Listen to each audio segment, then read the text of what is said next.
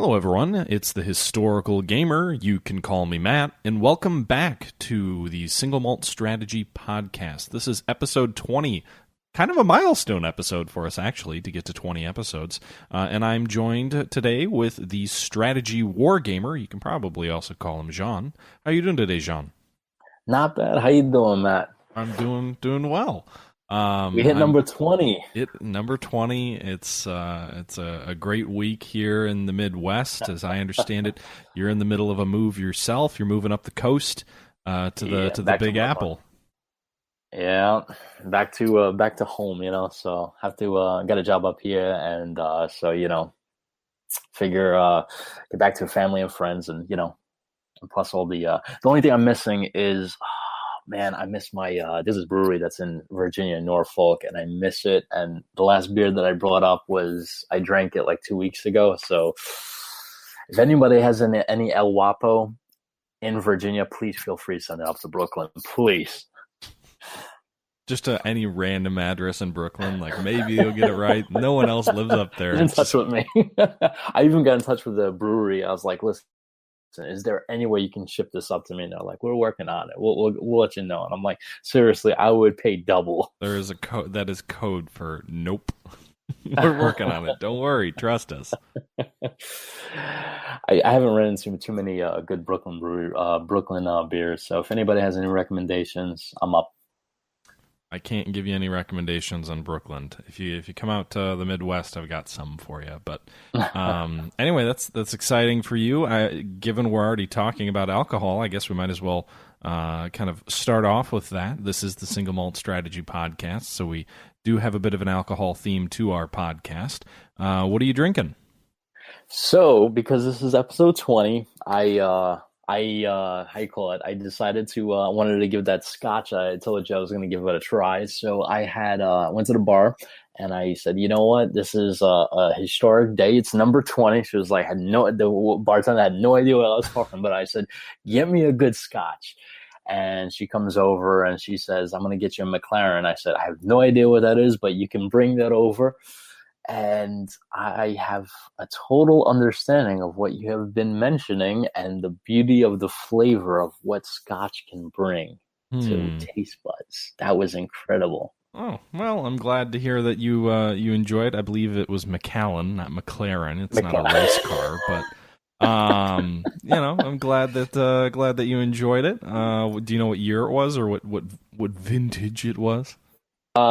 She showed me the bottle. I think it was, I know it was expensive because per glass, I think it was like $11 or $12. No, it was like $12 or $13 a glass. It was not even a glass. It was like, it was almost like in a shot glass. She didn't even pour a lot of it out. And, I saw the picture on Twitter. I don't want anyone to get it wrong. You weren't drinking it out of a shot glass, but it's kind of like a wide, thicker glass. Usually at bars is what they pour whiskey into. Did you drink it neat? Yeah, I did. Yeah, I don't like it with ice cubes. I like it. I want to get the full flavor of it. And it was absolutely delicious. That was beautiful. I'm actually probably gonna order it on probably tomorrow. I'm gonna stop by the bar and be sure to get like one or two of those. Nice. Well, I'm glad to hear that you're stepping up your class a bit here. We've been going for over a year now, a little bit over a year for our podcast. It took us a while to get sophisticated here. Yeah. Well, the goal was to be a more sophisticated Strategy Wargamer podcast, which admittedly I think we failed on, but at least you're stepping up your alcohol game. That's true. See, you're inspiring me. Yeah, and I've stepped up my game tonight as well. Episode 20, a special night. I also recently completed my master's in business administration, so I bought a relatively expensive bottle to celebrate. I actually am drinking a Glenfarclas is the name of the Scotch. I may be butchering that pronunciation, so Scotch connoisseurs, feel free to correct me. It's a little bit lesser well-known of a Scotch brand, but it's actually very good, and I'm drinking their 25-year-old Scotch. So this stuff was originally distilled in 1992. So if we think back to 1992, I'm drinking Scotch that was distilled. I was playing Nintendo at that point. I was in kindergarten. George Herbert Walker Bush was the president of the United States. The USSR was just in the process of falling apart. Yeah, regular Nintendo was the craze. So it was a Same bottle ways as when you were in ago. kindergarten. Simpler times, my friend. It is a very good Scotch. I would kind of compare it to like a cross between like a Balvenie and a Macallen. But I haven't had enough of it yet to really get a full sense of the flavor. I'm just kind of sipping it right now, but it's a Speyside whiskey, I believe, and it's delicious. Although it's one of those things where I can't justify spending the amount of money that I spent on it. I remember when I was in they to buy this thing. I mentioned, I was looking to buy a nicer bottle of scotch to celebrate a special event, blah, blah, blah. And the whiskey guy at the liquor store takes me to this private room that's locked. And he starts showing me these different whiskeys. And I did not spend anywhere near this. But like some of the whiskeys they were showing me were like $1,000 or like $3,000. There was a $5,000 bottle in there. And I'm just like, oh, God, I just want like maybe something a little bit over, a little bit over 100, something nice, but I'm not gonna make a mortgage payment on a bottle of scotch. Good God! So apparently that's how the rich live. But it's a really good scotch so far, and I'm enjoying it quite a bit. Yeah, that's a good thing you don't walk out of there with a $5,000 price tag. If I had Your walked wife out would of have there with killed a you. $500 price tag, my wife might have killed me. But it's really good. It's worth it. Just not one of the things I can kind of justify buying every time out. So $25 or 25, not dollar. 20 was more than that. A 25-year-old Scotch, Glenfarclas. I recommend it if you're looking for something that's well aged, natural color, natural flavor, and special occasion. Hey, it's a nice compromise without literally bankrupting yourself. Which is always a good thing. You can save more money to buy more video games. Sure, that works. Speaking of video games, this is a video game podcast, or at least it's a war game podcast, which generally presupposes video games. We're coming up to the end of 2017. It's amazing that the year has gone this fast. And today's episode, we're going to be looking at sort of our year-end wrap-up of games that we really enjoyed in 2017. I know you've come up with a list of 5. I've come up with a list of 5 as well. I've got some honorable mentions, which I may or may not mention.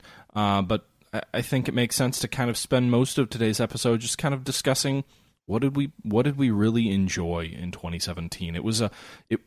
For me, 2017 was a hard year to rate because it felt like every other day I was looking around and there was another war game or another strategy game coming out. And I just was not able to keep up with it all. And frankly, some of the games on my list came out toward the end of 2016, and I really didn't get to play them until 2017. So, a couple of my games are like November, I believe, December timeframe when they came out of 2016, but they're still going to be in my list here because just there were so many games that came out in the last 12 months, and a bunch of them that I want to give more time on. Field of Glory 2, for example, is a game that I didn't play as much as I would like to have. I enjoyed what I did, but it's hard for me to say it's a top 5 game when I put like 8 hours of it in the entire year. But I guess we might as well jump into that, unless there's any games you've been playing, in this epic moving period that you wanted to talk about. Well, there's a couple of games that are not on my list that I do want to mention.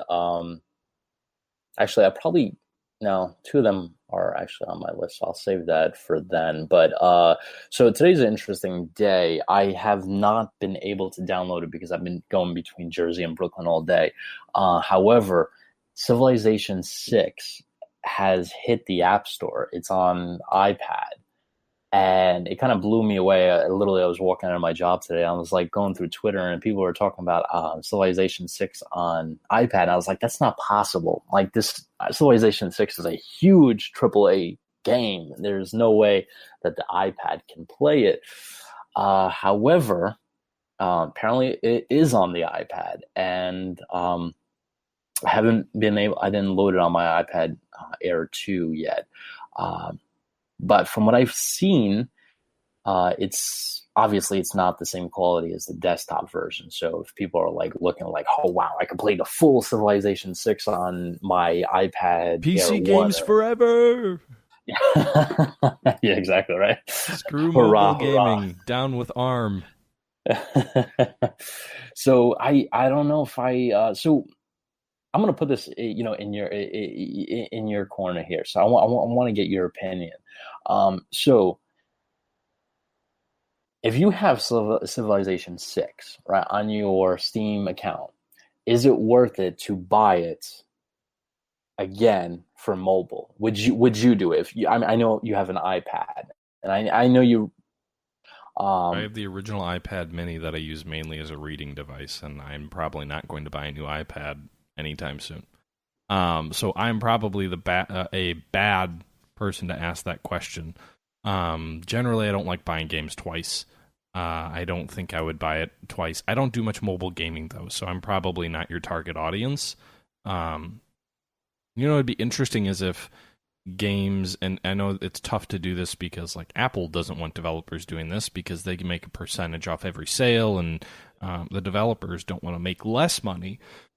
But it would be interesting if they did something like what Kindle and or Amazon does for Kindle, where if you buy, I think you get like a discount if you've got the Audible version, so like the reading version of a book, and you want to buy the not the reading, but the audio version of a book, and you want to buy the actual Kindle version, I believe you get a discount.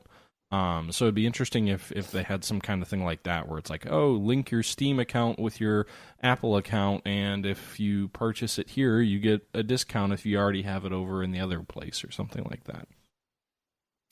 so I'm looking on Polygon.com, and it looks like um, the game the game has a $60 price tag for iOS. It's a full port of the PC game, so there's nothing missing except some of the graphics. But it says here that there's an unlock, and it's on sale in the App Store for $30 during the launch window, but the deal expires in 2 weeks. After that, it's going to go back to $60. So right now, I mean, if you're listening to this podcast, you can get it for $30, depending on when this podcast. I don't know if when we're going to release it, but if you're listening to this now, there's a good chance it's $30. You can get it for $30. In a week or two, it's going to be $60. I don't know how I feel about that. So the one thing I've been reviewing a lot about is Microsoft products, and I'm really like, the one thing that I know Microsoft's been doing in the last, I would say, year or so is if you buy an Xbox game, right, they'll give you the PC version of the game for free, or you buy the PC version, they'll give you the Xbox version for free. So it's like you get, you buy one, you get the other. I don't understand why the company making this doesn't do something similar. I think it's Asfer who makes the game. I don't understand why they don't do something like that, where if you bought like the Steam version, give us the iOS version for free, or at least at a discounted rate, maybe $10 or $20 to buy the whole game for $60, even if it's $30. I mean, that's a high price to pay just for They're an assuming iPad. a large number of the potential customers are not PC gamers, and they're trying to appeal to the iOS market, which is interesting. Trying to get someone to spend $60 on a game on iPad, I think there's a cultural divide there where I don't think it'll work. But anyway, I don't know. It seems to me like I'm not a mobile game, so I wouldn't pay for it, but I wouldn't play the game on my iPad anyway. When I went to Gettysburg, I brought my laptop with me. I didn't really play on the plane, but when I got to the hotel room, like at night, after I was done kind of going around and doing things, I played some World of Warships on my laptop. I wouldn't really game on my iPad. I use my iPad a lot, and I know there's limitations. You don't have for professional users, you can't do like real professional video editing, and there's no Final Cut Pro on there or Avid, things like that. Excuse me.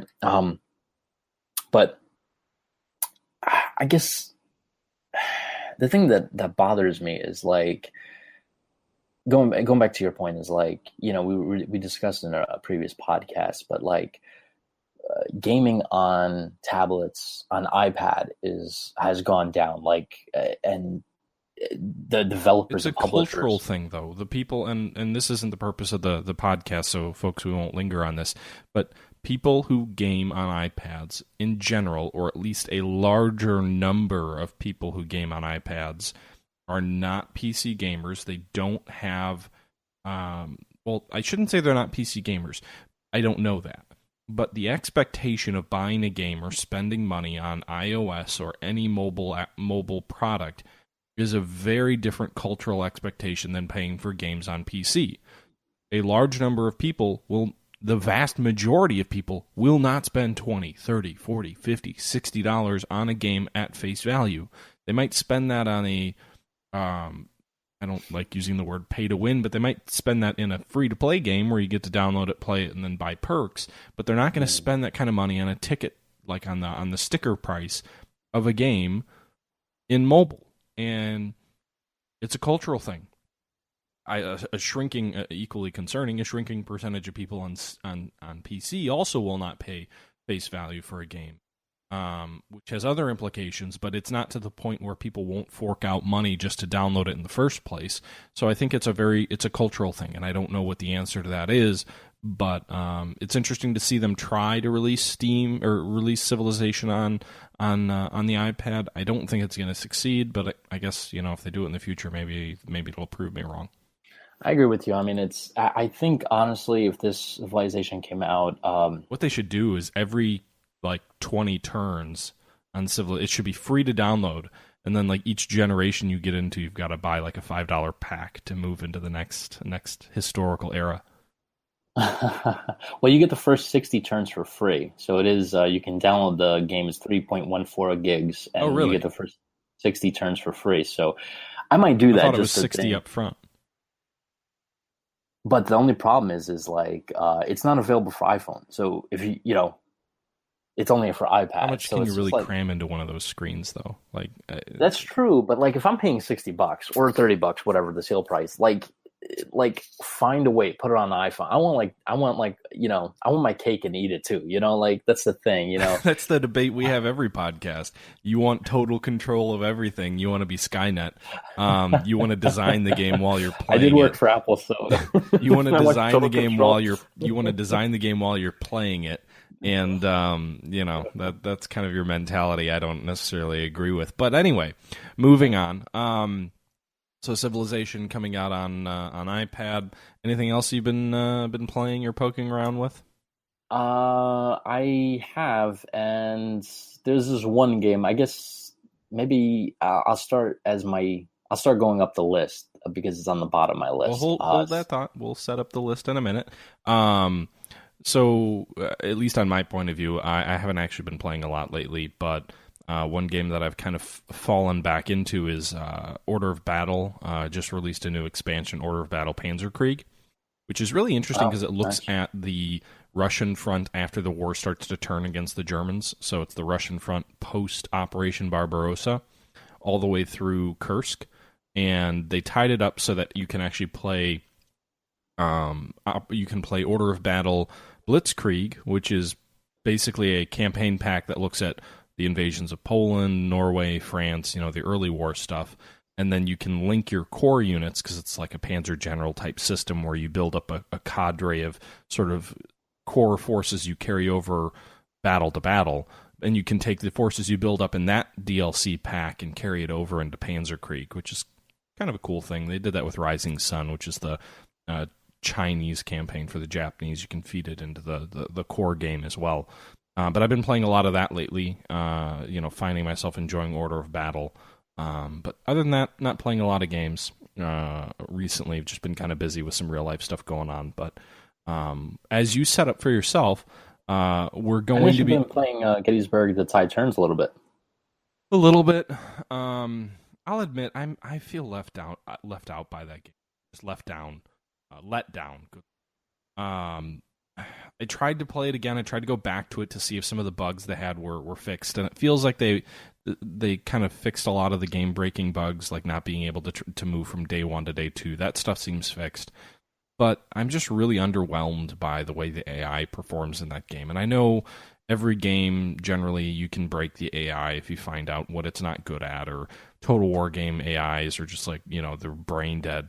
But the problem I have with Gettysburg the Tide Turns is I will put my soldiers on a ridge line, and unless it's directly between the enemy and the objective along Cemetery Ridge or Cemetery Hill, they won't attack me. They'll just march straight forward to the objective, sit on the objective, and then I've got like a division of troops they just walked by and left in their rear, which to me seems a little bit too Magic Hill. Like, oh, there's the objective hex. Let's go for it. Who cares about these other guys? I'm not doing anything extraordinary. I had some troops, I want to say they were on Oak Hill, so just barely north of McPherson's Ridge. And the enemy got around my flank. They pushed back the troops that were on McPherson's Ridge, but rather than, hit an open flank, which they've now exposed, which in any real Civil War environment, if you've got, 8,000 federal troops with their flank in the air, you're not going to walk off to some distant hill and leave them in your rear. You're going to hit them in the flank and destroy them, right? Yeah. But instead the AI just walks forward to the Magic Hill to take the post, which I don't know. It just doesn't. It kind of rubbed me the wrong way, and I feel like that game just doesn't do a good job of making it feel like a sort of authentic Civil War experience. Which is interesting because the developers are apparently working on a new game, which we can talk about when we talk about some of the games that we're excited about in 2018, and I hope they fix some of those issues. Gettysburg: The Tide Turns really just felt a little bit rushed to me.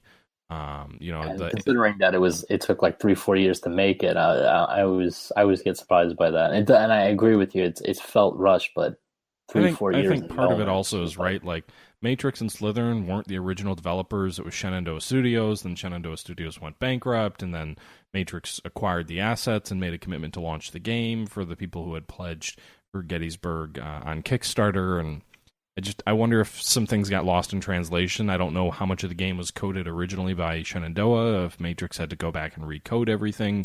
I don't know. It felt like a game that was a little bit of a letdown to me, and wasn't what it could have been.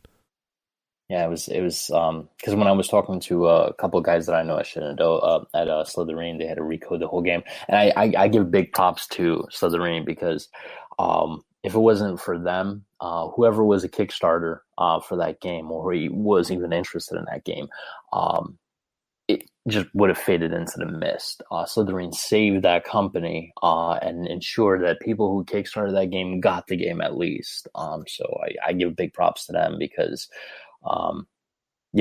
even though the game is not what I expected it to be, I'm still glad I have it because I paid for it.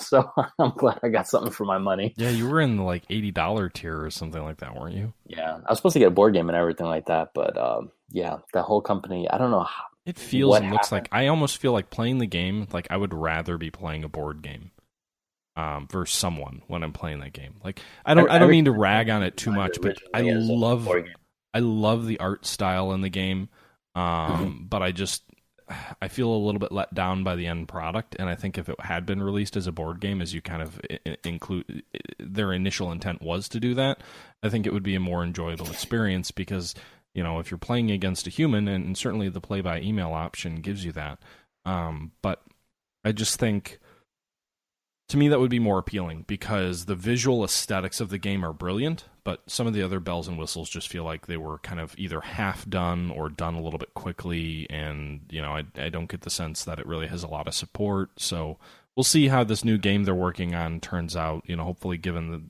that they won't be rushing to appease Kickstarter people who are left out.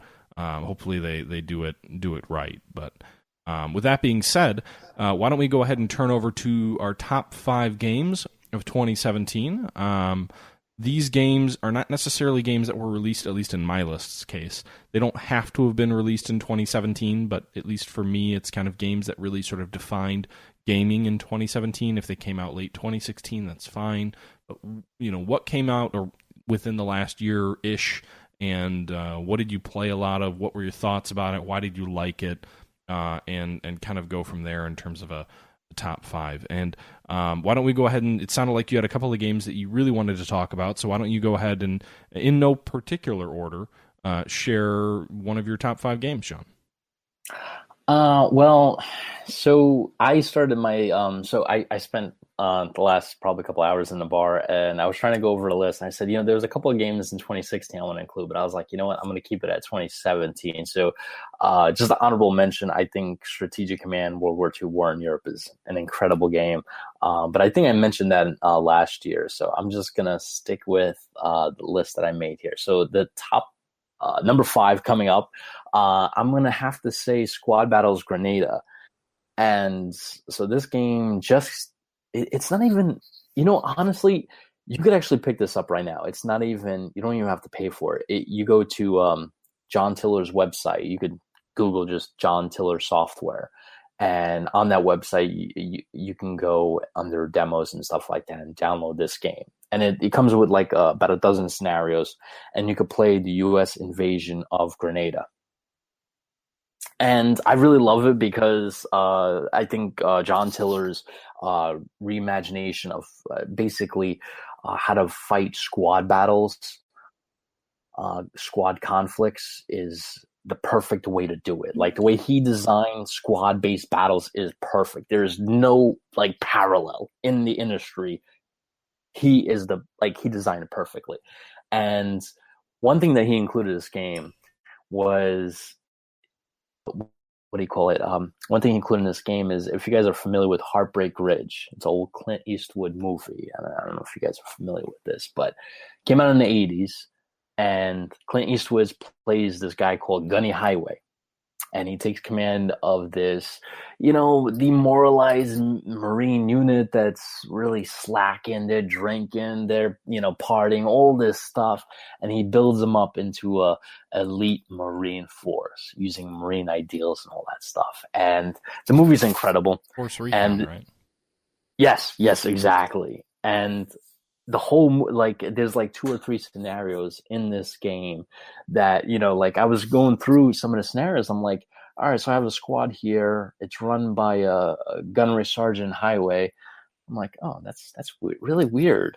And then there was this corporal. I'm like, and then there's this another guy and I was like, all these names sound familiar. And I'm like, wait, I know this freaking thing.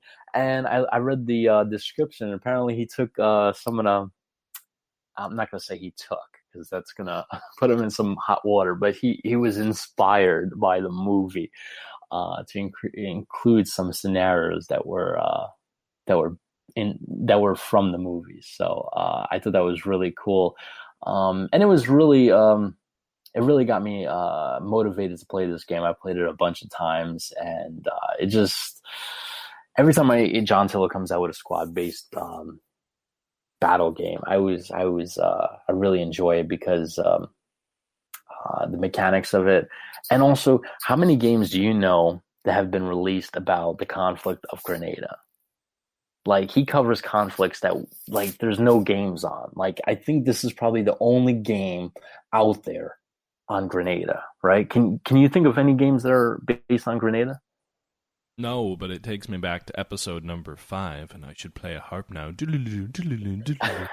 me back to episode 5, when we talked about sort of ignored wars and conflicts that don't get enough attention. Obviously Grenada was a short one, but it still was kind of an important one, right? I think Grenada, I'd need to look up the times, but I believe it came before Panama. I want to say it was the first major U.S. military action since Vietnam, in terms of, sort of the U.S. getting itself back on its feet from and maybe this is a bad thing depending on your viewpoint, but from an interventionist perspective and kind of maintaining American hegemony in the East or Western Hemisphere. But yeah, I can't think of another game that looks at it. Yeah, that's one really cool thing that I really love that John Tiller does is, there's not many developers that cover these kind of small conflicts, especially like you were mentioning how this one was the first one since Vietnam. So if you really want to cover those conflicts, you have to go, and the only man making it, the only company covering it is John Tiller, and I really like that. So I hope he continues making these incredible games. Like, he made a game on the Falkland Islands, and other games like Soviet-Afghan War, which I think there's one or two, but he'll cover like Dien Bien Phu, and I mean he literally covers a lot of the conflicts that majority game developers are like, well, let's focus on World War II, let's focus on Vietnam, like the big ones. But a lot of people don't pay attention on the really smaller ones that deserve some attention. So I really appreciate that. Yeah, and I just double checked. It was the first major military operation for the United States since Vietnam. John Tiller is interesting. He's a developer that we probably should spend more time looking at in our channel, given he's really one of the preeminent wargaming developers out there. But he's always his stuff's always bounced off me a bit.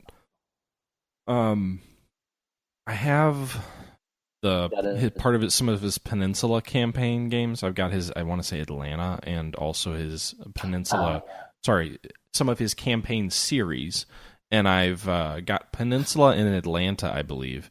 Which, like, I love the idea of the Atlanta campaign or the Peninsula campaign as a Civil War game, as you try and maneuver your forces up the peninsula and win these battles. The Peninsula one, anyway, just really was sort of a series of linked battles based on the historical fights, and there was no real operational decisions, or very little, which I was kind of disappointed by.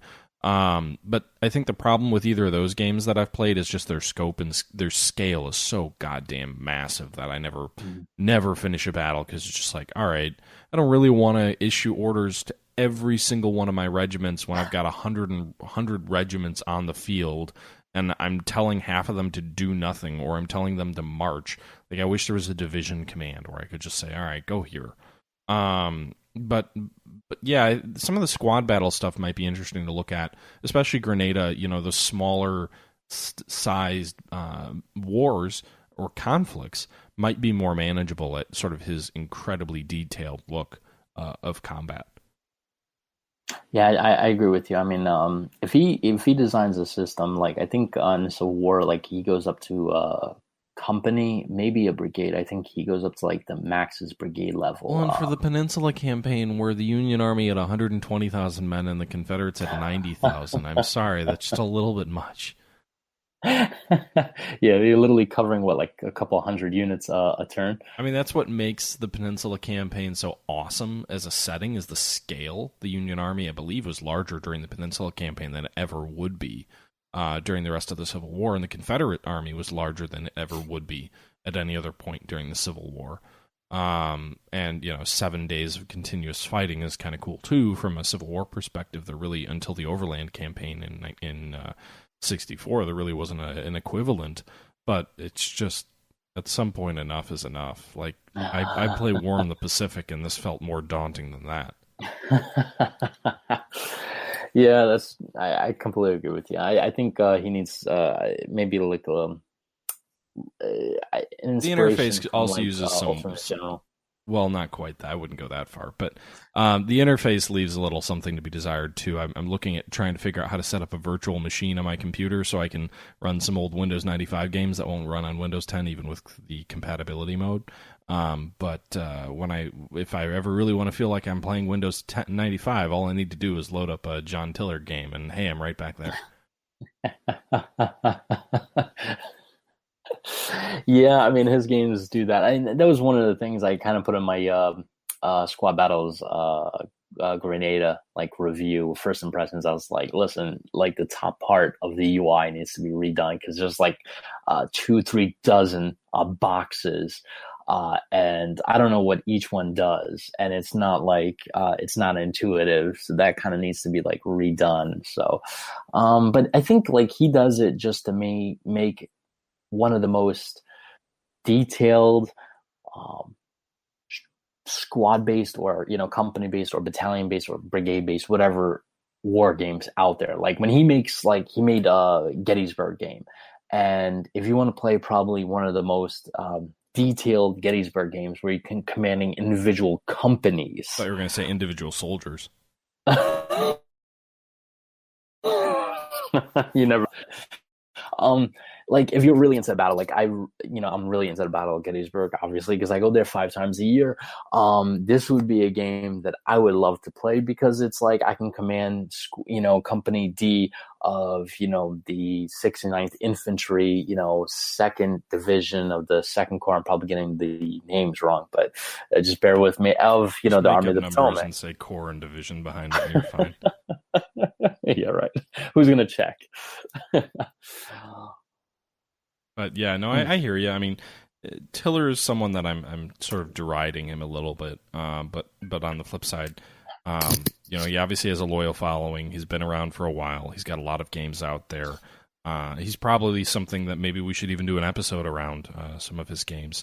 But it's an interesting one because I think, to your point, Grenada doesn't get enough coverage, and the fact that you were really enjoying a game about the conflict, maybe I'll take a look at it. I think that's... And it's free, too. I mean, it's anybody can... I mean, I contacted them. I was like, is this game, like, are you charging for this game? It's like, no, it's a demo, and I'm giving you 12 scenarios for free just so you can get a taste of squad battles. I'm like, I've never really played the squad battles or games of his. I'm making some of my comments and my viewpoints based off his campaign series, so I'll have to check that out and see if that's maybe a little bit different. But yeah, it sounds interesting. For my top 5 games, I wasn't quite as stringent. I didn't just keep it to 2016 game or 2017 games. It did include a game or two that came out in 2016. But if I was going to go with one that I'm not going to talk about at all, but I will mention it, is Ultimate General Civil War, which came out, I want to say, in November in early access. It launched its full version in 2017, so maybe that's a cop-out for me. I don't want to talk too much about it, because if you're interested, just go back to one of like 10 podcasts that we've already talked about Ultimate General Civil War. But phenomenal Civil War game, easily approachable, covering, a dozen or so historical battles with, another 24 almost of sort of quasi-historical small battles. In many ways, spiritual successor to both Sid Meier's Gettysburg and Civil War Generals 2, two of the best Civil War games of all time. Just a great game all around, and one of my favorite games. I certainly put more hours into that this year than any other game. So it's on my list, but that's about all I'll say about it, because we've already talked in ad nauseum about Ultimate General Civil War. So that's going to be your number 5? I'm not putting them in any particular order. I didn't really rate them, but that'll be, sure, number 5. Given that came out in 2016, my 2017 number 5 of choice is this lovely 10-year-old Glen Morangi, or Morangi. I don't know. I finished my 25 Glen Farclich, what I had in the glass, and I figured I'd save a little bit of money and switch over to this nice little 10-year-old whiskey with a little bit of some floral notes in there as we continue the podcast forward. Yeah, you gotta have a drink with your game, so that's a good inclusion. Yeah, our logo has a Glencairn whiskey glass on it, and I don't feel right recording everyone listening probably thinks I'm an alcoholic or something because we talk about whiskey all the time, but I don't think I'd feel right recording a single malt podcast without a single malt in my hand. Oh, I like that, yeah. I may have to actually have an IPA next time out, though, because we just had a new brewery going across the street from us. We've got two across the street, literally 40 feet from my front door. And they have a tap room, and just came out. They've been around for a little while, but it's a new facility for them. And I won't share it. I connect the hose from that tap room to my kitchen, and just like keep it running. So. The kind of the neat thing is it's a tap room, so the hours are more manageable. It's like 4:00 till like midnight most nights. They're not open until 2. But they also sell like 6-packs and things like that to go of their beer out of there too. So it's like, all right, well, if I need something, I just walk over. But it might be interesting to give that a try. They focus mainly on IPAs, nice. I know you're a fan of those, so I may have to pick you up and send you one of those. So that would be, my Glen Morangi would be my number 5 choice if I'm disqualified for Ultimate General Civil War. Yeah, the place around me that's 2, 3 blocks away, they do heavy on IPAs, but they don't sell anywhere local, and you can't. I think they do some weird can that you have to buy, and it's like $30, and it's only like 16 or 20 ounces, and I'm like, dude, I'm not doing that. So Sounds like some New Yorkers just trying to rip you off. Like, oh, no, no, no, really? You've got to pay this much. It doesn't come with any beer inside it, and you can't buy it here, but give me your money. Oh, yeah, forget about it. The tolls around here are freaking $15 alone just to even get in the city. Forget about it. I can't. It was like $18. Oh, all right. Well, I can't do a New York accent. Everybody in my new job is always mentioning my accent. They were like, and they're from Jersey too. So every time I go there, it's like they're always saying, "Hey, Gene, forget about it." I'm like, "Forget about what?" And they're like, "No, it's just saying forget about it." I'm like, "What are you talking about?" And they're always just like bringing that accent up. So but however, I did find something interesting. Apparently, New Yorkers called. So people from New Jersey call the Garden State Parkway the Parkway, right? And a good way to identify a New Yorker is we call it the Garden State. New Jersey people call it just the Parkway.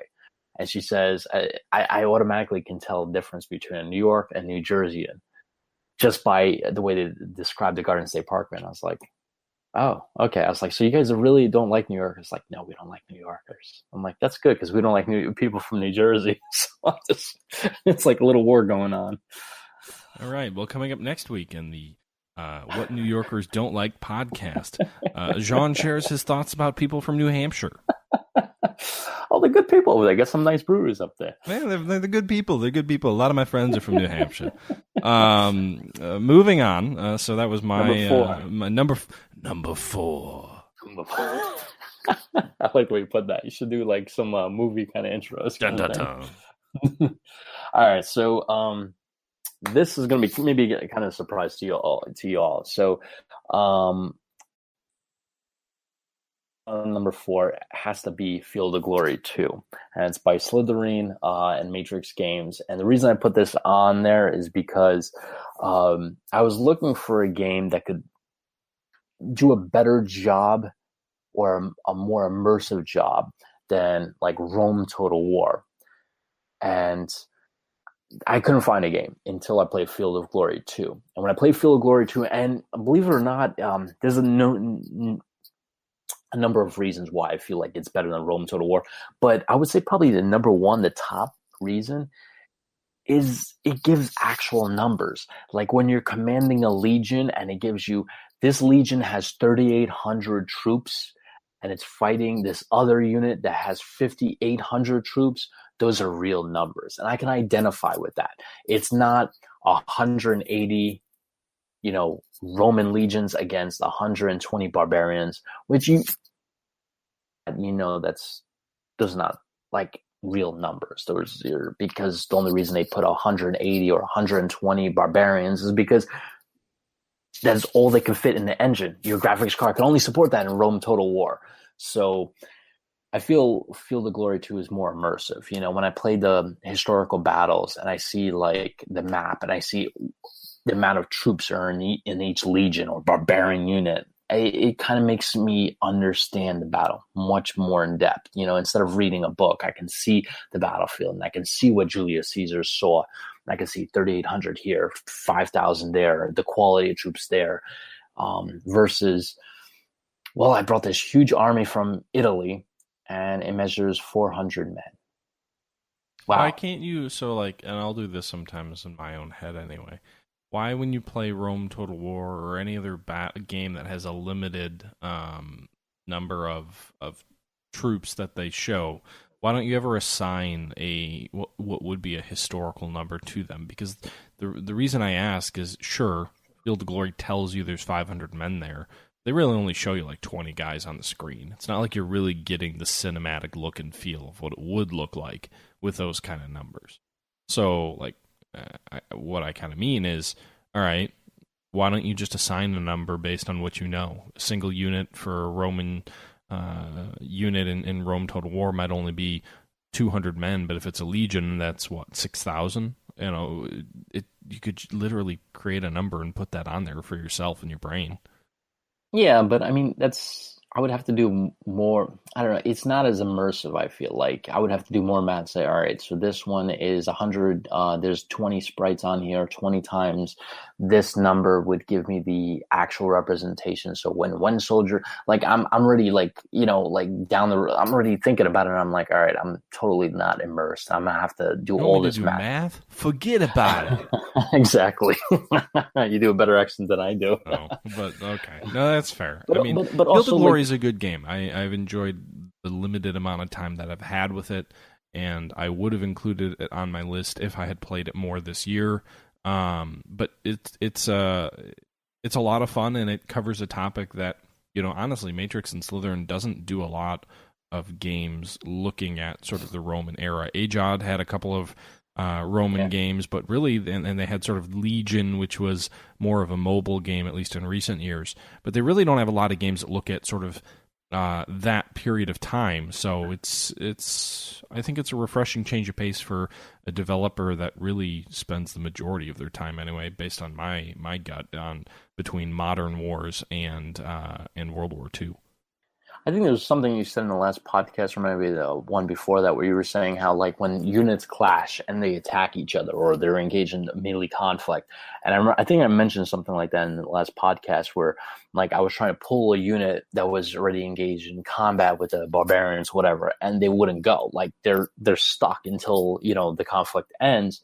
And I think you mentioned something like that because in ancient battles, is like, you can't just go in front of the soldiers that are in melee and say, all right, stop what you're doing. We're going to the left side of the battlefield. No, they're going to kill the enemy, or they're going to get killed themselves, And I feel like Rome Total War, you have that ability. You can tell your unit, okay, stop attacking and go to the rear, and they'll listen to you. And in Field of Glory 2, it's more immersive because you can't do that. You can command the unit after they've completed that action, whether they win or they lose, they rout or they had a victory. Then you can start giving them orders. So I feel like the developer took a really good look at the game and said, all right, well, we're not going to give you command of this unit because they're fighting, these barbarians. The last thing they're going to do is stop, turn around, look at Caesar and say, should we continue doing this, or should I keep hitting this guy on top of the head? I feel like it's much more immersive, much more real than Rome Total War, and at least in that aspect. So the tactical combat, I think, is much more. I would pay for Field of Glory 2 to get a better ancient battle Rome experience kind of thing than I would pay money for the Total War.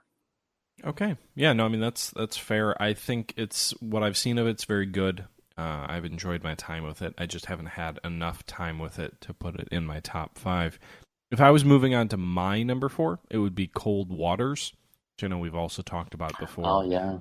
But that is a submarine. I hesitate to call it a simulation, but I will for the sake of this game.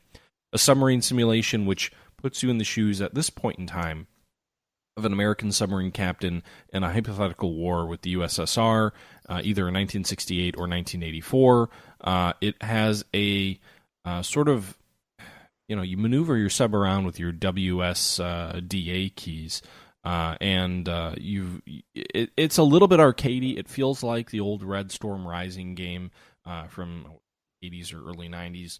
It's largely based off of the book Red Storm Rising, in sort of some of the situations you see.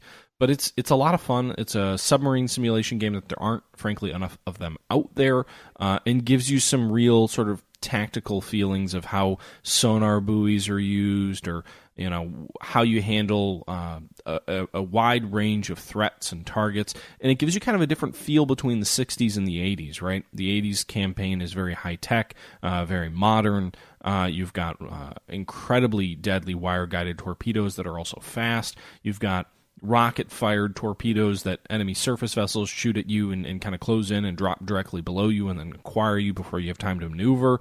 And then you've got the 60s campaign, which sees you still using dumb torpedoes, sees your wire-guided anti-submarine torpedoes have incredibly small warheads and are incredibly slow. It's just a really interesting game all around that does a lot of things right. and kind of keeps you coming back for more. And it's got a quasi-dynamic campaign, but it's a lot of fun. And I know they're working on some more content. I believe they announced what it was.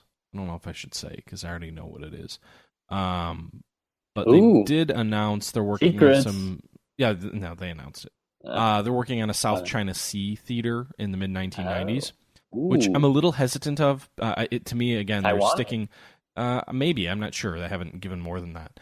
But to me, that's like, okay, well, you were inspired by Tom Clancy's Red Storm Rising. If you're talking a mid-1990s conflict between the U.S. and China, presumably you're copying Tom Clancy again for SSN. He wrote a book called SSN, which basically was that scenario.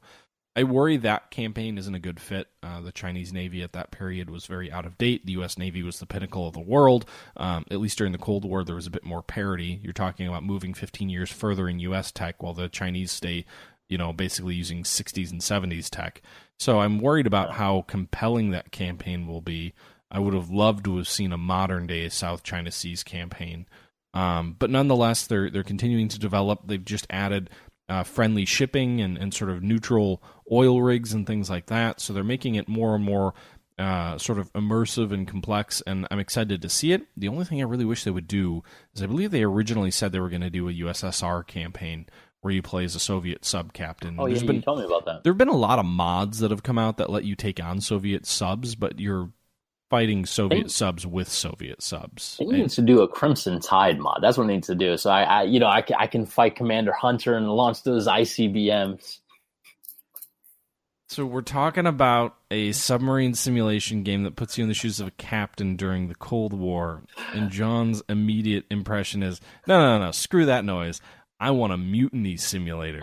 Like, okay, be another game, John, but that's not what this game is about. That's true, yeah. I did get very immersed into submarine warfare when I played this game. It was really cool. Yeah. No, I know. It's a lot of fun. And dive. Yeah. I actually auditioned to have my name as one of the voiceovers. Didn't get it, but that would have been cool. Yeah. Everyone, you have to play this game because I'm in it. But it was a lot of fun, and I think it is a very well done game that I want to see more from. So I was impressed with that game. I thought that was an awesome game. Yeah, again, it's a little arcadey. It's not Dangerous Waters. It's not Fast Attack, but it's well done. The tactics feel genuine. It feels right, and the 84 campaign can be incredibly challenging if you don't know what you're doing. So it's. And the 60s campaign can be incredibly challenging for other reasons, like needing to close to within 1,000 yards to use your torpedoes because they aren't wire-guided, and you're firing dumb World War II torpedoes 20 years after World War II.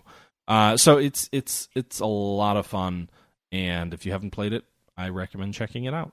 And again, because the developers are working on new content, it's pretty clear that the game has not, doesn't appear to be abandoned anytime soon. Yeah, it's definitely worth a buy. I would recommend that. Number 3. I feel like I'm watching some kind of like YouTube special. Number 3. Yeah, I'm bad at that though. I don't sound like it. No, actually, that was really good. I was actually surprised. It reminded me of a movie or something like that. So number 3 is the one that you kind of chose. So I included this in mine because it became vanilla. Version 1.0 released, and they released a whole bunch of scenarios since then, which is Ultimate General Civil War. And the reason I included that was because, well, obviously because, like I just said, it was released officially in 2017, but also because they released a whole bunch of, new scenarios, and the game keeps getting more additions. Like every time I, play the game, there's like another scenario, another historical battle, another what if scenario. And it doesn't look like the developers are giving up. They're just like, hey man, let's make another scenario for this. Let's make another scenario for that. I particularly enjoyed one that pops up in my head a lot was I think it was Spotsylvania, and it was I think it was the what do you call it? The angle, I think, in Spotsylvania, where Hancock's corps and second corps, entire second corps of 20,000 splashed into the it's not the angle, but what do you call that? It was called the angle. What's called the angle? I'm sorry. It was a salient in the Confederate positions, and the Union launched a massed assault of line after line stacked deep rather than going wide. And it's a bloodbath of a battle in Ultimate General. Yeah, be sure you have like a gaming computer. I have a integrated graphics card, and I can see like the computer like, all right. We just lost half our audience. Integrated graphics. Ugh, I'm not listening to this guy. Well, I think you have a dedicated graphics card, right? Damn right. Yeah, you probably were like all smooth. You were like, man, my computer is not even. My computer is just like having a nice time. This is a Sunday at a beach or something like that. My computer was having a nice time. My heart was like palpitating, and I was about to have a stroke watching all of my men just like get mowed down. What are you playing? Union or Confederate? The Union. I was playing the Confederate. I actually held the line. I was surprised. You can't play as the Confederacy anymore. You moved to New York. You are a Yankee. But I wanted to mention this because actually this was on my when you mentioned like what games have you playing. So I wanted to mention this to you. So I did a scenario, Ultimate General Civil War, Second Manassas, and I played as the Union. Yes, I played the Union, and so I played as Pope, I believe. Pope was in command, I believe, of the Union Army in that battle. And I got Jackson against the rope, right? And I was attacking him left and right. And I broke his line numerous times. And I was literally sending divisions and, brigades. And I was ripping apart his entire line. And I was always expecting somebody to come up behind my back and throw a freaking knife in under my back. And nobody showed up. Like Longstreet was supposed to be there, right? Like in Second Manassas, Pope was attacking Jackson, and all of a sudden, Longstreet shows up in his back and nearly destroys the Union Army. That didn't happen in this scenario. I literally won with like a major Union victory, and I'm like, wait, this is not how it's supposed to end. Did you run into a situation like that? No. I don't know why mine didn't have Longstreet show up. I was looking forward to it. I had a couple of brigades just like put it to the side. I'm like, you know what? I got you. Show up. And it never did. It was really weird. Yeah. So you played Second Manassas though, right? Yeah, multiple times. And Longstreet showed up. Yeah, maybe you just won too early. Like some battles can end early if you win right away. That's what Pope needed to do. Yeah. Yeah. I just finished reading this book called Lincoln's Lieutenants, which was about the high command in the Army of the Potomac, and it's a really interesting read. I highly recommend it to anybody interested in the Army of the Potomac. It doesn't really look at the Confederacy at all, but it's a fascinating look, and really you learn a lot about some interesting characters, including the irascible Mr. John Pope. But yeah, I mean, Ultimate General's it's a great game. I think, we've already hammered it to death and then some. Its bones are weary, its flesh is rotted away, and we're still slamming the hammers down on it and driving it into the ground. But it's certainly feels one like of the Walking Dead season 8. I can't speak for that. Never watched Walking Dead, but certainly it's a great game. I don't mean to deride that. I just mean that I've had multiple people who watch or listen to the show be like, all right, I get it. Ultimate General's a great game. You guys need to move on because you keep talking about this thing. We might as well make it a podcast about Ultimate General. Number 2. No, it's actually my number 3, but nice try. Oh, yeah, my bad. I'm jumping the gun so here. My number 3 is, I don't know if it's the base game did not come out in 2020. It's actually several years old. But they came out with 3 DLC packs, so borderline Paradox game strategy. Each one of which I think was very well done. And I've already alluded to it earlier today or earlier on this. And that is Order of Battle World War II. In 2017, Order of Battle launched Kriegsmarine, which is a DLC pack which puts you in the shoes of the German Navy during World War II. through various campaigns, such as bombarding Danzig and helping with the invasion of Norway, and all sorts of naval operations in a very Panzer General, Panzer Corps style game, which is what Order of Battle is, a turn-based game with sort of abstracted units, putting you in the shoes of the German Navy. And this kind of game I wouldn't think would be as appealing as it was, and yet it was a lot of fun. In addition to that, Order of Battle Blitzkrieg puts you in the shoes of the German military as it attempts to conquer Poland, France, Norway, and ultimately, I believe, Operation Barbarossa. And this game does a really good job. Again, it's a DLC pack, so it's the same base game, but it does a really interesting job of kind of making some of those early campaigns compelling and incredibly challenging, and allows you to start building up a core force, which you can then carry over into the most recent DLC pack, Order of Battle Panzer Krieg, I believe it is, which puts you in the shoes of the German army in the East Front after 1942 starts. So any one of these DLC packs wouldn't have been in my top 5, but all three combined is, I think, a lot of great work has been done over by Matrix and Slytherin Games, the developers, the aristocrats, and this is one of those games that just keeps getting continuous support, continuing releases, plenty of DLC out there, that keeps getting better and better and better as time goes on. And for that reason, it is one of my top games in 2017. And it's, again, because of that consistent support and those multiple DLC packs which keep on coming. They even released it for mobile, I think, too. Maybe, I'm not sure. I haven't looked at that. Number 2. Number 2. All right, let's see. I put on... All right, so I would say for the top 3, it was probably the games that I loved the most and I thought were the most revolutionary. So, love the most. Revolutionary. Yeah. You should be an announcer. You should go on like monster.com, announcer with a bass. Yeah, no. Anyway. So I put Afghanistan 11. And the reason why I put Afghanistan 11 was because it impressed me. There's very few games that can impress me. And this game makes you feel, like I said before, like a battalion commander in the field. It puts the music, the sound effects, the tension. It's when you buy this game and you play it, you feel like you're a lieutenant colonel. You have a couple of companies under your command.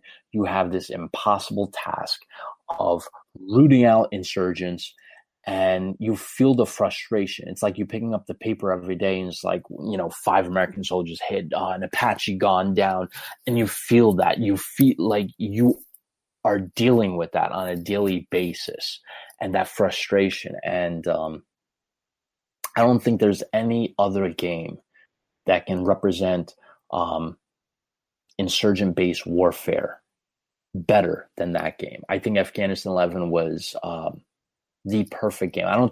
The developer's coming out with a whole bunch of games. I spoke with Johan Nagel, and he's coming out with like a couple of games, one on Angola, another one on the Soviet-Afghan War, and another one on Vietnam coming up in next year or two.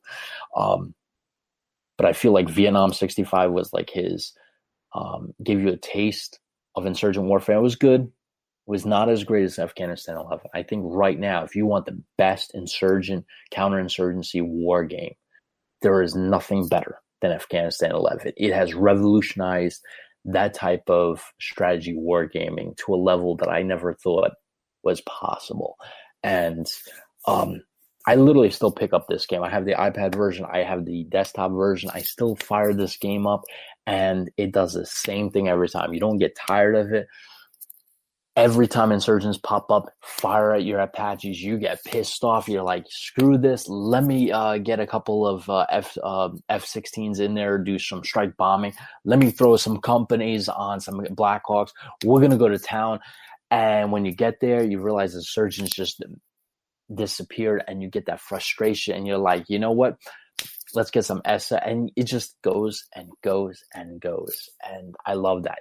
For a game that I would have paid easily double for that game. And I think it's a great deal. And I think it's on iPad too, right? I think I saw something saying it was coming out on iPad.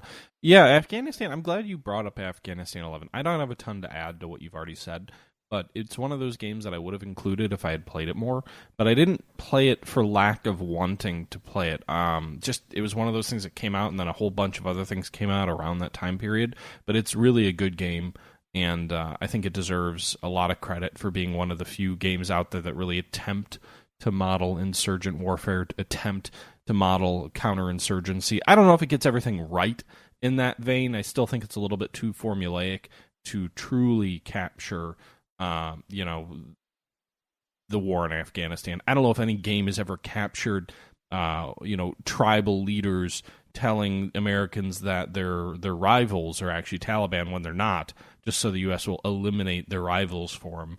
But those kind of things, that kind of sense, that kind of feel as a commander of soldiers, trying to figure out how to get the logistics right, how to make sure that you're sweeping those roads for IEDs, getting supplies in effectively, and not getting your troops cut off and surrounded in very hostile terrain, and frankly, just the addition of mountains versus where they had jungles in Vietnam 65. This is a worthy successor to Vietnam 65. It is a very well done game. Put together by a serious developer, clearly, about getting things right. And it's a really enjoyable experience, and again, I'm glad it was on your list. My next game on my list, my number 2, I suppose, is actually going to be Strategic Command World War II, War in Europe. I know you mentioned you didn't pick it for yours because your thought was it needed to come out in 2017. I didn't play it much until 2018 or the very end of 2017, I didn't play it at all in 2016, and didn't really play it much until 2017. But kind of, I'm going by the movie logic. When you see movies in award shows, they'll usually include anything that came out the previous year up to a certain point, because you can't leave out certain months in terms of your listing of things. But I enjoyed it a lot. It's a turn-based grand strategy game that puts you in the shoes of, either the Germans or sort of the central, not central powers, but the Germans or Italians and all of their allies, or as the allies during the Second World War. And it was a lot of fun. It's almost like Commander of the Great War, except more polished, and a different war, obviously. But it's a really well-done game. That makes you make a lot of important decisions, and I don't have a lot to say about it other than I really enjoyed it. And a World War II grand strategy game with hexes and counters, and feeling again like it was almost like oh my goodness, I'm blanking right now, but feeling almost like it was a Panzer General game brought out to a grand map with some other tactical decisions that you have to make thrown in. It's a really well done game, and it was a lot of fun. I really enjoyed it. Yeah, I know I didn't include it on my list because of what you mentioned, but like I thought it was a great game. I was hoping it was going to go to like I said, I'm a mobile guy. I'm always on the go, and that game would have been perfect for mobile because for numerous applications. But that's a game that I would love to play all the time. Every chance I got, a couple of minutes. That was a game that I would have loved to get on my phone, but I don't think that's going to happen anytime soon. You and your phone. And now, the drum roll, please. Number 1 on your list of top 2017 games. You sound like a Corona commercial in that one. I wasn't really going for that. I was trying to be more like grungy rock, but apparently it came out differently. Anyway, what is your number 1 game of 2017? The number 1 game of 2017 would have to be Battlestar Galactica. So I included this one. Yeah, I had to include this one because when Slytherin announced it, I thought it was the greatest thing since sliced bread. This game bread's overrated, by the way. Nothing more satisfying than taking a whole loaf of bread, unsliced, and just taking a big bite out of it. Oh, I got to try that one day. My local place around here does that. Spoiler alert, I've never actually done that. I'm a liar. I'm going to send you a whole loaf of bread. I'm going to have you do that. It'll be So an instant YouTube hit, and we'll have 20 it'll go times viral. both of our combined channel totals in like 2 minutes. Man eats loaf of bread without cutting it. Crazy man eats loaf of bread whole with no water. Anyway, moving on. But the reason I included this was because Battlestar Galactica came out in the mid 2000s, right? It was a hit series. It was on Sci-Fi Channel. It had millions of followers. They tried to make a couple of games to cash in on that, and no developer developed a good strategy game or any kind of good game for it whatsoever. And here comes Slytherin. They get Black Lab. I think developers called Black Lab, and they get this developer, and they say, "Hey," and they work out with the publisher, the rights owner. And this is a monstrous undertaking because it's an IP that you have to work with a lot of moving parts, and they get it done. And they take a great sci-fi series, and they make one of the best games. They took the first Cylon War, and they set it up a strategic and tactical based warfare system, that both of which is awesome. I honestly think the tactical part's better, but the strategic part's awesome too. The tactical part by far is insanely great. When you see a Battlestar, tipping on its side, and you see all its turrets just firing and its torpedoes going out and it's taking damage. It's exactly from the series. I was talking to one of the developers. I said, I don't know. A lot of times when I'm watching the turns, I keep having to remind myself, this is a game. This is not a movie, because a lot of times I'm looking at this and, there are moments where I'm like, oh, wait, this is a game. This is not a movie, because the graphics, the ship models are just that beautiful. You can see these streaks of light bouncing off a ship from a nearby star. That's how beautiful it is. And I even went to the point where I looked down the bays of the Battlestar Galactica, and they even put lights on the inside of the bays. That's how devoted they were. And they put it out for PS4, Xbox One, PC, and it's 30 for the holidays right now. It's $30. This is the best sci-fi game I've played in probably a decade. And I know that's saying a lot because I've played a lot of games, but there hasn't been one game in the last decade that makes me like constantly load this up and being like, wow, this is fracking awesome. And had to throw the fracking Slytherin in there, right? I did. I had to get that moving. I think Slytherin, this game right here shows how awesome Slytherin is as a publisher, because they said, look, we want to do more. We want to push the boundaries. We want to take the best IPs. We want to make one of the best strategy games there can be for we want to do more. We want to push the boundaries. Let's go back to 2003 and release a game about a show that was on TV. On the Sci-Fi Channel. That was all. I'm being unfair. You're right. There so haven't been a lot of good Battlestar games, and I actually really enjoyed Battlestar Galactica. It's another one of those games that came out. I had a whole bunch of other things going on. Didn't get to it till like a month or two after it came out. Played it, loved it, played it for like a week, and then something else came out, and I was like, oh, gotta go check this out. So, that kind of felt like all of 2017 to me. It was like a new game was coming out every other week, but I really enjoyed this game. You're right. In my view, the tactical combat, the strategy piece didn't really resonate with me all that much, but the tactical combat was impeccably done, and there's just something awesome about seeing a Battlestar swivel, and then you order to throw up that flak battery to take out, take out incoming enemy missiles. And I won't go quite as far as you to say like, oh my goodness, I thought I was in a TV show or a movie. Like I never got that level of fidelity from it, except when I zoomed in on the side of a Battlestar when it was putting up a flak barrage. And that took me to some of those scenes, at the end of the miniseries in the pilot, that 2-episode cut before the TV series was fully picked up. When the Battlestar comes out of whatever anchorage that was. Like a nebula. Yeah. Yeah, that nebula. And incoming enemy missiles are thrown up, and you see the guns pop up, swivel, and start shooting what look like proximity fuses at incoming missiles. That was the one time where you'd shift the Battlestar on its side and let it shoot its flak up. I saw that, and I was, wow.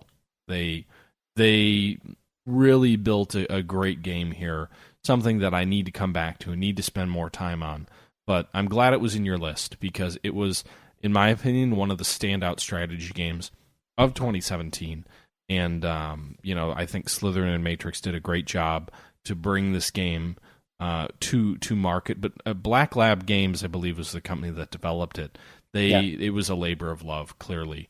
These guys loved the content that they were working from. They loved the Battlestar universe. And I believe they're based out of Australia, actually. Great job to them. Kudos to them. I hope it's successful. I don't, obviously we don't have access to any kind of figures, but if you haven't checked that game out and you're interested in sci-fi, check it out, because it does just about everything right. And frankly, there are very few tactical combat space games out there. I was thinking to myself, like, okay, you've got Distant Worlds, you've got Sins of a Solar Empire, you've got Stellaris, you've got a lot of different games out there that deal with space and they deal with war and things like that. There are very few games that ask you to become an actual fleet admiral in a space navy and fight the battle itself, rather than just see ships kind of move around on a screen and their attributes determine the results. I really love the campaign part. As you progress through it, it gets it gets so interesting, because I don't want to spoil for everybody, but I can tell you it's not just like, hey, we're humans, you're Cylons, we're going to war. It's not like that. It's very political, like Earth-based political. It's like, I understand there's Cylons, they're trying to kill us, but I also don't like, the Gemini. The Gemini don't like the Capricorn. Capricorns? Yeah, there you go. So, and you have different militaries. The Capricorns don't want to join the the Capricorns are the federal military, and the Gemini didn't want to join the Capricorn military. So you have, like, I'm not going to spoil it here, but you have a lot of conflict, and it's just not only between the humans and the Cylons. There's a lot of craziness going on, and it goes from using conventional warfare to nuclear warfare. And there's some parallels into what's going on, in a modern day society. And I really love that. And I really think not only do they do the multiplayer and single player aspect really well, but the campaign, from what I can tell, is a great campaign. It's an incredible. John, wait. Radiological alarm. Incoming nukes. Spin up the FTL drive. Let's get the frack out of here. I think, to your point, Battlestar Galactica is a very worthy game to be your top game of 2017. If we go on to my number one pick, I won't say it's my number one. I didn't list my list in any particular order. This just happens to be the final game that I'm mentioning in my list. And it's a game that did not come out this year. In fact, it's 3 or 4 years ago, but they came out with a new DLC. In my view, this DLC hits every note perfectly. And that is Command Modern Air Naval Operations Shifting Sands. And the DLC pack is the last part of this. It's Shifting Sands. And I love everything in this game. I haven't put as much time into it as I would like, so I reserve the right to shift my opinion as I get to learn more about it. But Command Modern Air Naval Operations is a game that puts you in it's basically a scenario-based, real-time war game for modern-ish conflicts, it really starts in the 40s and goes to modern day, so it's kind of a wide range.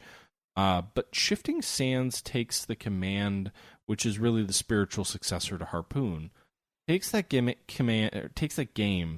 and moves it to the Middle East, which, one of the things that bothered me with Command is whether it was Northern Inferno, which was another DLC pack which looked at a hypothetical Cold War gone hot, or whether it was, I believe, Kill Chain was another DLC which came out this year, which put you in sort of a hypothetical U.S. versus China conflict. To me, Command got a little bit stale because it was always the U.S. versus the USSR, the U.S. versus Russia, the U.S. versus China.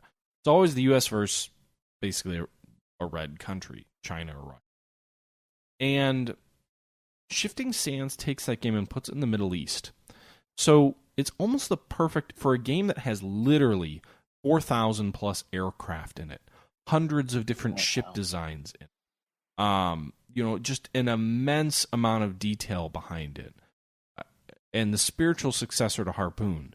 To me, that game shines when you have to fight through scenarios and figure out how French weapons and German weapons and Russian weapons and American weapons, all at your disposal, how you're going to accomplish your objectives.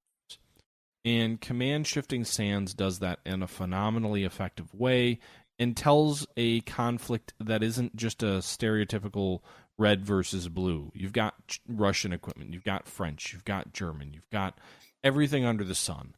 And being able to see all of that equipment come together and fight against each other in a non-traditional way is fascinating. And the Middle Eastern conflicts that it really looks at are Israel versus everybody else. So, you start as in the campaign as a British commander sailing with some British warships during the Suez Crisis.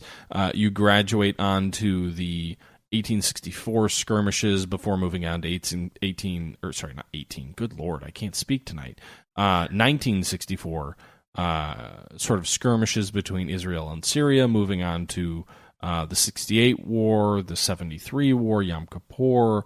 It's a game that I think is really well done. I'd like to see more Middle Eastern conflicts represented in these kind of games, and it's exciting to me to see people call out the Israeli Arab wars of the 60s and 70s and before and after to build a game around it, because there's a lot of history there. There's a lot of interesting technological pairings there that go on, and I think Command hit every note perfectly. And finally said, let's look at a conflict that we haven't really looked at before, or a series of conflicts that we haven't really looked at before in a dedicated way. You could always build your own scenarios in Command, and this is no different. If you wanted to build one of those, and those units were already in the databases, but to have a crafted campaign of scenarios built that deal with all these different conflicts in sort of Israel versus the Arab countries, I think was a little bit of a breath of fresh air from a game developer perspective, and very well executed, and I enjoyed it a lot.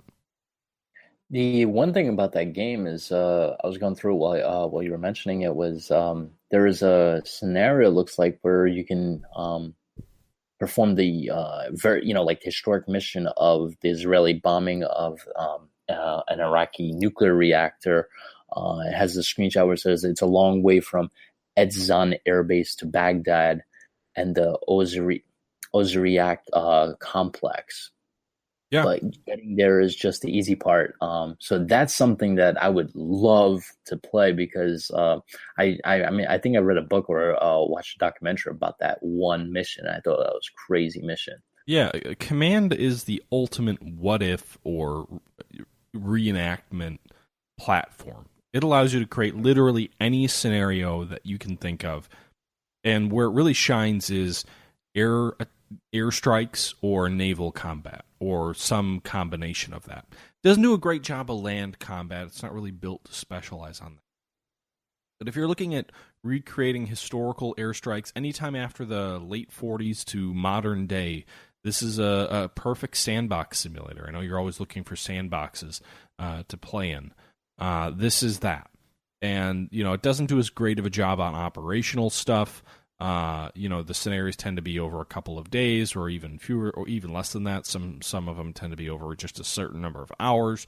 But if you wanted to craft a what if airstrike or what if naval engagement in the modern era, Command is your go-to to do that.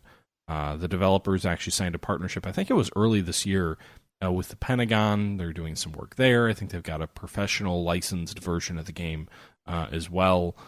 So they seem to be doing well, and this is a game that, if anything, it's on my list because it reinvigorated me into getting back into Command. I had kind of fallen out of Command, hadn't played a lot of it recently, wasn't terribly interested in coming back to it. Felt like every battle was China versus the U.S. or U.S. versus Russia. And Shifting Sands showed me a lot of new units, a lot of interesting scenarios that were built in it, and really reinvigorated me to say, this is a hell of a good game, and I need to spend more time playing it. And there's not a lot of games that I play where I feel like I need to dive into this wholeheartedly and spend weeks playing this game.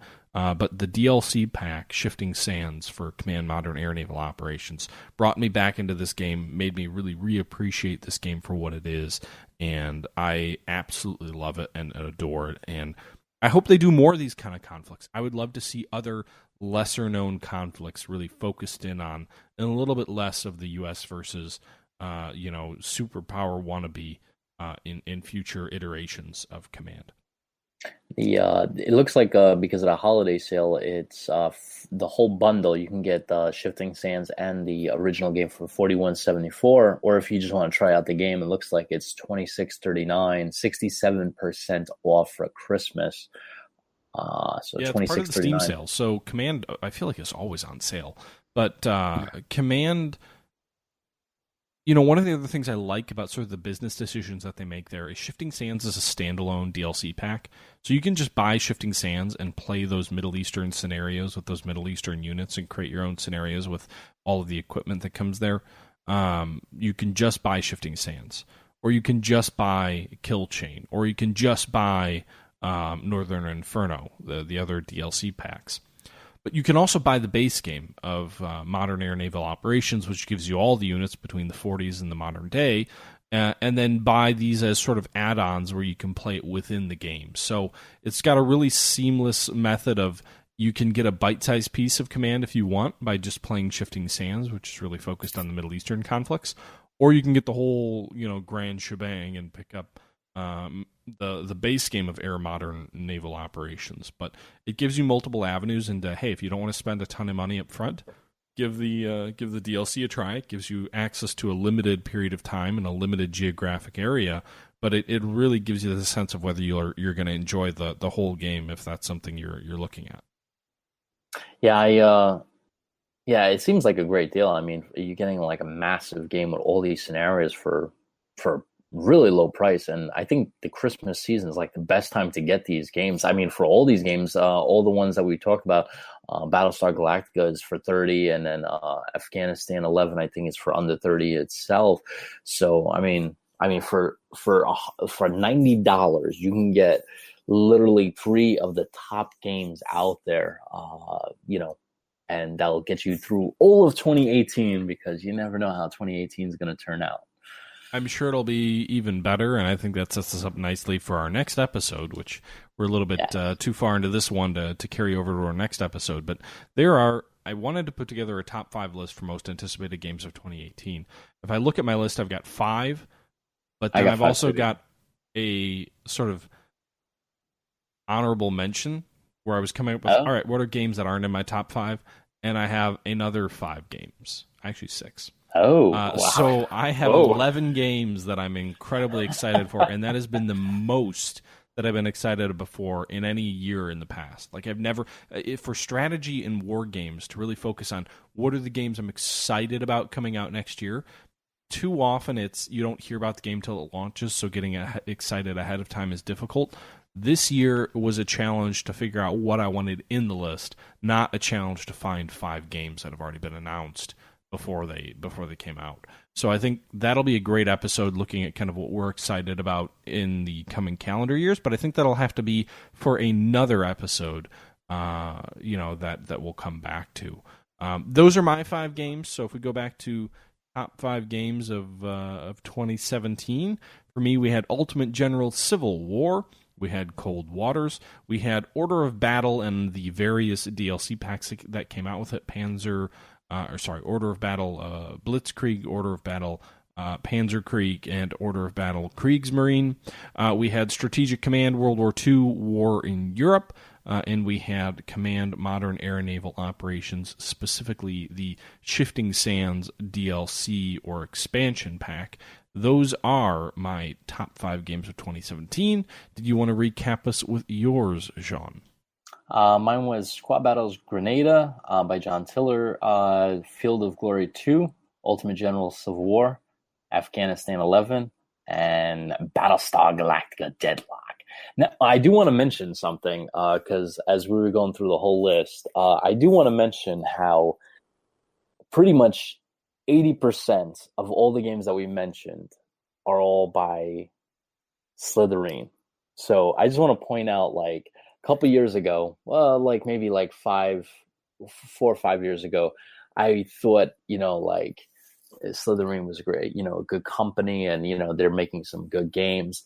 But flash forward 4 or 5 years later, and I honestly think that Slytherin is the torchbearer for strategy wargaming. I mean, literally, and I'm going to be, as Steve Jobs said, I'm going to be their cheerleader.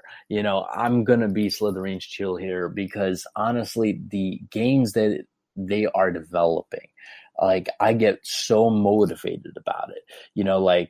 They just announced, on their page here, what's coming in 2018.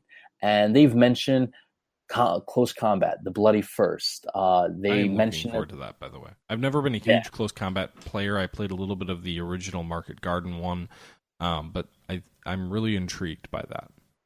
And there's going to be expansions for, of course, Battlestar Galactica, because that's going to be freaking insane.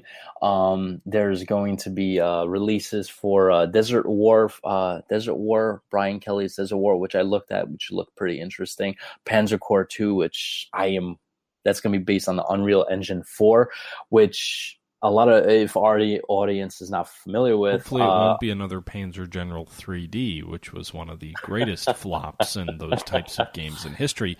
Which actually, as I was cleaning through a closet, I found a disc copy of mine that was for Panzer General 3D. You might want to put that in and give that a and make it try out the bad before the good. Yeah, maybe.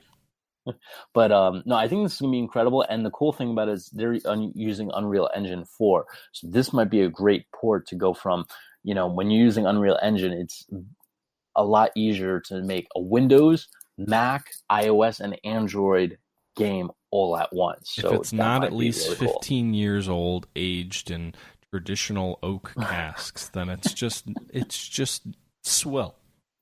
You know what you should do? You should take. Wait, what are we talking about again? I was gonna say you should take some of the games that you mentioned, put them in a barrel, and give it a couple of years. You never know. I know we need to do an episode looking at what we're most excited about coming up, but another episode I really want to cover is along that line of aged games that hold up over time. War games or strategy games that we find ourselves keep coming back to after 5 or 10 years. There's a lot of things that prevent us from being able to do that. Systematic limitations, operating systems change, architecture changes, make those kind of games not accessible. But for games that we can keep coming back to, what are those core war games that will be part of who we are as a war gamer forever? And games that we keep coming back to and that we think are not a nostalgia factor, but are games that actually genuinely hold up over time. And I think that's an episode we need to do. Yeah, I completely agree with you on that.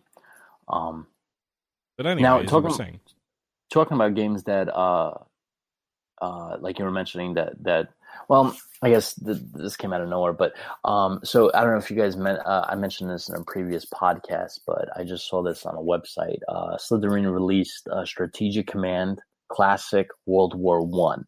Now, if I mentioned in the previous podcast, I'm a big fan of the Strategic Command World War One for iPad. It came out, and I literally sunk probably hundreds of hours. Literally, my iPad was about to break because I played this game for so often. It was so addicting. And unfortunately, if you download iOS 11, yeah, it doesn't work anymore because Apple doesn't support 32-bit apps on iOS. It's a long thing. We had a rant on that. They also slow down your phone as it gets older to cause you to buy a new one. Yeah, well, they do that for. They were mentioning to do that because of the battery. If you swap, just to give you a heads up, people, if you have an iPhone and your phone's acting slow, if you swap out the battery, it should double the speed on it. Just the whole thing. But that's a whole. Yeah, that was interesting. I was just throwing that out there as a bait. I was kind of trolling you, but that's neither here nor there. But the cool thing is Slytherin put this game out for PC now, and for the holidays it's only $9.99. And if I can recommend this game, if you're big into World War One, I've sunk literally probably dozens, probably hundreds of hours into this game. This is a really awesome game. It's very similar to the other game that we were mentioning, Strategic Command World War II, I think, was it? War in Europe. War in Europe. There you go. And it's. Yeah, Fury Software makes it, so it's a really cool game. I strongly recommend it. And the Strategy Wargamer seal of approval.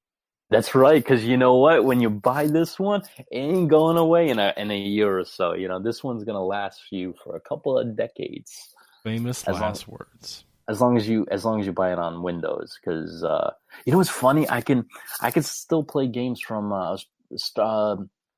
I call it like Star Trek Birth of the Federation, which is a almost 20-year-old game. I can still run on Windows 10. Why can't I run Sid Meier's Gettysburg on Windows 10? Why? Anyway, I need to set up a virtual machine. About that. I'll get back to you on that. I'm gonna talk to some of them when I get back to work tomorrow. Well, let me know, because it's so annoying. Like, I want to play some of those old games I've still got discs for that haven't gone bad yet. Anyway, I think we're dragging at this point. This has been an excellent episode, in my opinion. Not self-serving at all. If you're still listening, I presume you think it was good. But this has been a really interesting episode. I was really happy that, our lists were largely divergent of each other. I think last year when we did this, we had like 3 out of the 5. We all had the same. So yeah, it's kind I remember that. Yeah. All right, we're repeating each other. This was a really interesting list. I enjoyed a lot of games in 2017. This is by no means all of the games that I enjoyed.